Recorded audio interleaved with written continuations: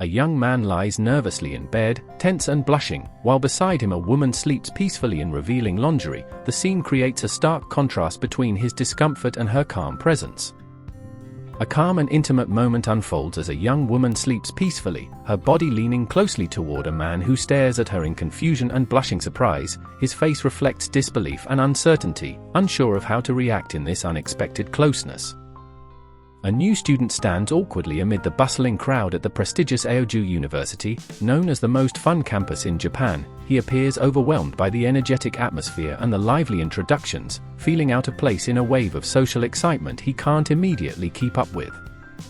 A spirited girl approaches Rinta assertively, urging him not to waste his first day at the university. She encourages him to make friends and join a club right away, displaying a confident and energetic attitude that starkly contrasts Rinta's confused and hesitant demeanor as he navigates this unfamiliar environment.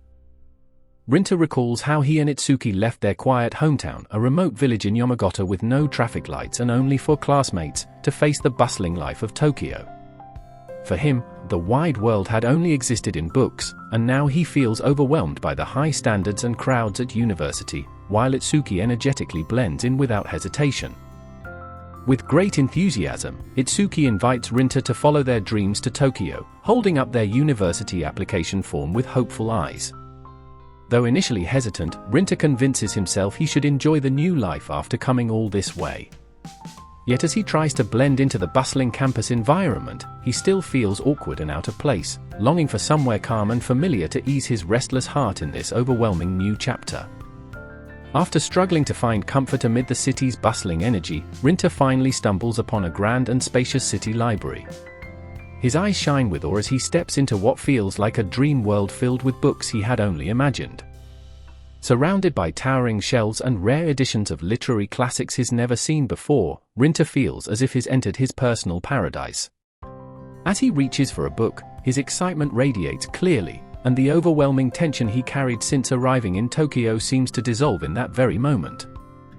As Rinta reached out for the book that had mesmerized him, his hand accidentally pressed against something soft and warm. Turning his head, he found a beautiful girl with gentle eyes standing close by, reaching for the same book. The sudden contact froze him in shock, while the girl gazed at him calmly and curiously, creating an awkward yet unforgettable encounter amidst the towering bookshelves. Following their awkward encounter, the two inadvertently begin talking about the same book, both revealing a deep appreciation for literature. Rinta passionately expresses his admiration for the work, while the girl appears surprised but smiles gently, touched by his sincerity. Even as he realizes he might have come off too excited, the atmosphere softens into something warm, hinting at the unexpected beginning of a new connection. With a warm smile, the girl praised Rinta's enthusiasm for books, momentarily leaving him stunned by her kind words. Feeling shy yet joyful from the unexpected recognition, Rinta quietly affirmed his passion. The girl then gently excused herself and walked away between the bookshelves, leaving Rinta standing still, watching her figure fade into the distance. Itsuki looked thoughtfully at her phone, then confidently decided to try something new.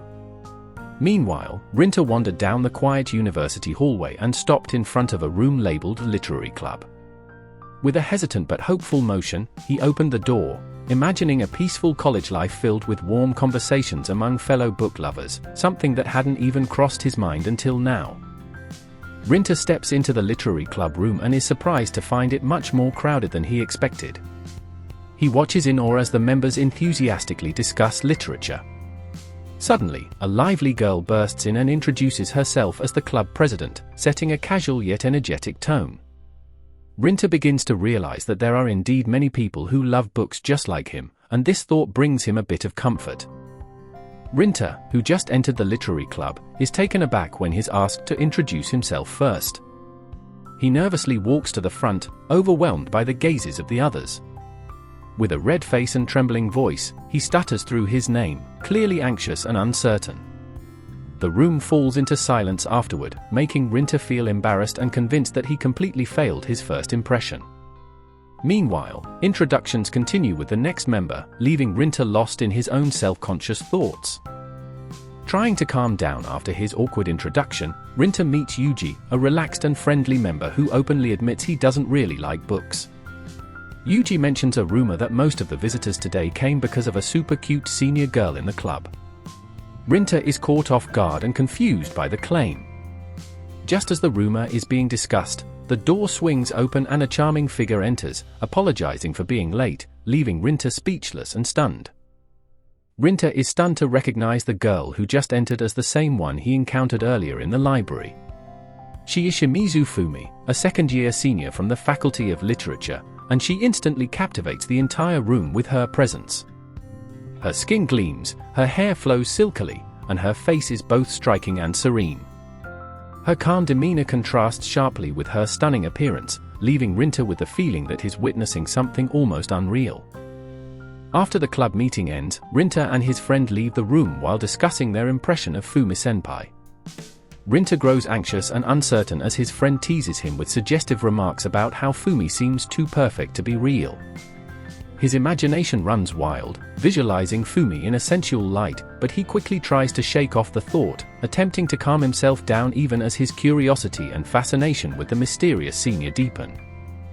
Rinta is caught off guard when he unexpectedly runs into Fumi again, the beautiful girl who had flustered him earlier in the library. Her gentle gaze and warm smile shift the awkward atmosphere into a moment filled with anticipation and confusion. When Fumi casually asks if he's free later, Rinta hesitates in uncertainty, only to be suddenly interrupted by his enthusiastic friend, who eagerly jumps in at the chance, making the moment even more bewildering. On a warm evening, Rinta finds himself sitting with the members of the literature club in the cozy, modest room of their club president. As they relax with drinks and casual conversations, a welcoming atmosphere begins to unfold around him. Still in disbelief at having been invited by the captivating Shimizu-senpai, Rinta is swept into this unexpected gathering. When the club president suggests starting a literary activity, a mix of nervousness and excitement bubbles within him. This moment marks the beginning of a new world slowly opening before him. Amid a warm and friendly atmosphere, the club president reveals a towering bookshelf, introducing their tradition of sharing and recommending favorite novels. The members excitedly discuss their preferences, from mysteries to romance, while Rinta shyly admits he mostly helps edit the club journal. When it's Fumi-senpai's turn to answer about her favorite book, she pauses thoughtfully, her hesitation creating a gentle silence that highlights her captivating and enigmatic presence, catching everyone's attention in the room. When it's Rinta's turn to talk about his favorite reads, he nervously mentions enjoying Izumi Toru's works, especially Garden of Evening Faces, for its dark yet realistic tone. His comment draws interest from some members who also follow the same author, forming a small moment of connection. However, the mood shifts as the conversation steers toward more sensual genres, with some members wondering about the presence of erotic novels. The club president clarifies that while explicit content isn't available, there are books that explore sensual themes, subtly hinting at the layered dynamics beginning to unfold within the group. One of the members introduces the novel Sleeping Beauties by Yasunari Kawabata, which tells the story of a man sleeping beside a naked woman under a contract of doing nothing. Though the book lacks explicit scenes, the topic immediately provokes reactions from the group, who find the setup rather provocative. Rinta grows visibly uncomfortable as speculative questions emerge about how anyone might behave in such a situation. The discussion grows increasingly suggestive when the female president teases with a hypothetical scenario, leaving Rinta more flustered amid the shifting, flirtatious atmosphere. In a relaxed atmosphere that begins to turn flirtatious, the president suddenly hugs Fumi from behind and squeezes her suggestively, teasing whether Rinta joined the club for her alluring figure. Fumi looks startled and embarrassed, yet she doesn't fully resist the act. Rinta becomes extremely flustered, unsure of how to respond, while the mood turns awkward. Although Fumi tries to laugh it off and ease the tension, the situation leaves a lingering sense of ambiguity for everyone present. Rinta, feeling overwhelmed, tries to put an end to the teasing by declaring they're not even dating, but his remark only escalates the playful atmosphere as the others continue to tease him. Fumi remains calm and sincere, reaffirming her genuine love for books to ease the tension. While Rinta becomes increasingly flustered under the growing pressure of personal questions, his honest passion for literature shines through. Fumi seems to notice his sincerity through his eyes. The mood lightens again as the rest of the club cheers and jokes together, bringing the interaction back to a cheerful tone. Fumi gazes at Rinta warmly and tells him she can tell he's a good guy, leaving him stunned and speechless. As a calm and slightly awkward silence settles between them, someone gently thanks her for the words. Elsewhere in the room, the club president, clearly tipsy from drinking, chuckles while randomly flipping through a book, prompting a fellow member to gently remind her she's had enough. The evening gradually shifts into a relaxed atmosphere full of budding connections and light-hearted camaraderie. In the relaxed clubroom atmosphere, the slightly tipsy president hands a book to Fumi and urges her to read aloud, causing Rinta to panic and wonder if she would actually do it. Fumi looks surprised and hesitant, while the president keeps playfully insisting, saying her cute and clumsy voice would sound adorable. Some of the other members try to tone things down, chuckling at the president's antics, while Fumi herself pouts in frustration, clearly feeling a bit teased by her friends. After the small commotion about reading aloud, Fumi smiled and assured everyone that she was used to this kind of teasing, while the president awkwardly apologized. Yuji excitedly jumped in, insisting he wanted to hear it too, adding to the chaotic energy. As things escalated, the president tried to redirect the moment by suggesting a different page from the book and abruptly grabbed it back from Fumi's hand. Suddenly, Rinta began mumbling strangely about his eyes, leaving the whole group surprised and confused. As Rinta nervously read aloud a passage from the book, an image of a floating nude woman filled his imagination, leaving everyone in stunned silence with mixed expressions of shock and embarrassment. The words of the narration grew increasingly suggestive, heightening the tension in the room. Some club members looked frozen or confused, while Fumi remained quiet and Rinta, now sweating heavily, realized this might be pushing things too far beyond what was appropriate. Rinta remains anxious after reading the suggestive passage, but the club president quickly eases the mood by blaming it on the alcohol and assuring Rinta he doesn't need to keep reading. Feeling guilty and thinking he ruined the atmosphere, Rinta reflects on his misstep. However, he begins to realize that everyone was just being playful and not taking it seriously. Encouraged by the group's friendly insistence to shake it off and enjoy more drinks, Rinta starts to relax, though he still carries some regret in his heart. Rinta reflects on how he once thought he had found a place where he truly belonged, but doubts start to creep in following the recent incident. As the evening wraps up, one of the members notices the time, prompting everyone to head home while exchanging friendly goodbyes and promising to meet again at the next club gathering. Walking alone, Rinta quietly thanks everyone and repeats the phrase, "next club meeting," as if trying to reaffirm his place among them and what it means to him. As Rinta walks alone, he is suddenly taken aback when Shimizu-senpai leans her head on his shoulder.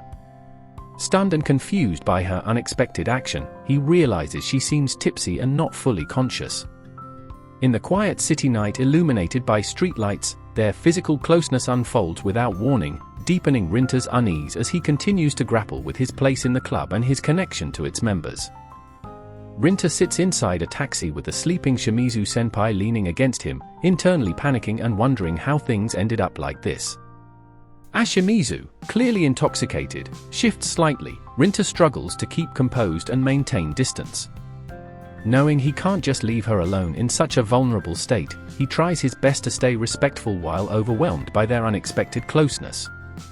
When she murmurs his name in her half-asleep state, Rinta can only plead silently for the situation not to escalate further.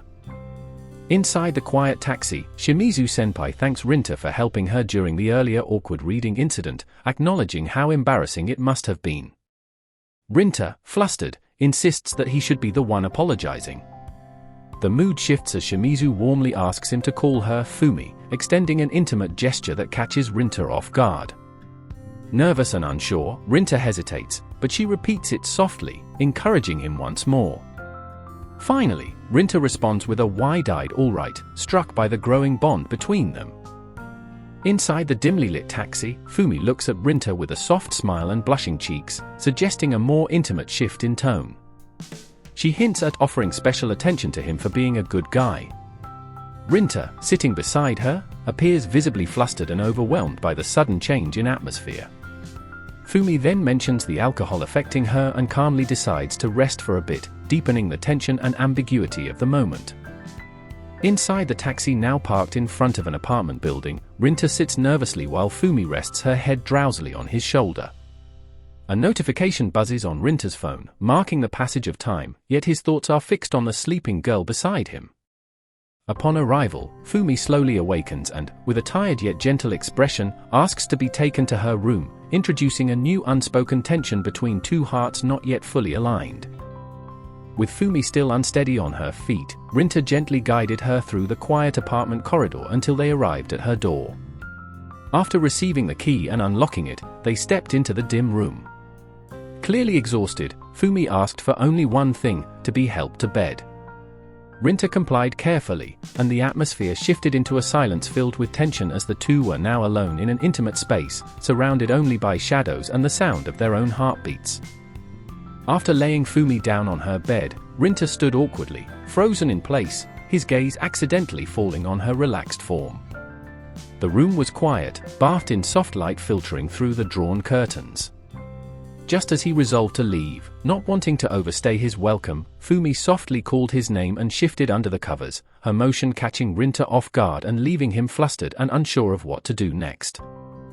Fumi sat on the bed with a gentle yet suggestive gaze, dressed in sleepwear that subtly emphasized her femininity. Her faint smile was directed straight at Rinta, who stood awkwardly near the door, visibly nervous and unsure as the atmosphere took an unexpectedly intimate turn. When he noticed Fumi slowly starting to remove her clothes, he instinctively reacted in shock, reaching toward his own shirt, his mind racing through a storm of politeness, curiosity, and the thickening awkward tension filling the room. With his heart pounding, Rinta found himself leaning over Fumi, caught in the pull of an unexpected emotional shift as the atmosphere suddenly turned intense. His thoughts drifted to an old novel by Kawabata Yasunari, Sleeping Beauties from 1961, which described the silent warmth of a girl surrounding an old man. The words from the book echoed in his mind, drawing a sharp contrast between the surreal literary image and the confusing reality unfolding before him. He realized that Fumi's mood had completely transformed, enveloping him in an indescribable and unsettling aura. With trembling limbs and wide eyes, Rinta was overwhelmed by confusion and unease as he looked at Fumi, lying beneath him in a suggestive pose. Fumi's relaxed yet captivating presence radiated a silent tension, echoing the words from the book he had just read. Though his mind resisted, his body and emotions were trapped between impulse and self-restraint, creating an intense moment where he felt he had no choice but to hold himself back, though doing so was nearly impossible. Breathing heavily with his heart pounding, Rinta sat in shock, trying to grasp the spiraling situation. Fumi's sudden advance only deepened his confusion. It struck him that this was all unfolding on the very first day of his university life, an unimaginable beginning. Thoughts raced through his mind about how others might objectively view the situation, attending a drinking party, walking a girl home, and now, being caught in this intense and bewildering moment. He struggled to comprehend how everything had escalated to this point. Suddenly, the mood shifted drastically when Fumi gently but firmly rejected Rinta's approach, saying, "That's not okay." Rinta looked completely stunned. He began to wonder, could someone like Fumi, with her soft demeanor, actually be surprisingly seductive? But before he could dwell on that thought, Fumi pierced through the tension with a pointed question: what makes him think he's a good person? Rinta was left speechless, his face pale, overwhelmed with confusion and a hint of guilt. With a teasing smile and a mysterious tone, Fumi wonders aloud how long Rinta's resolve can endure in such circumstances. Her gaze is sharp and playful, fully aware of the effect she has on him. In the background, narration hints that Rinta's university life, fraught with temptation and moral trials, is just beginning.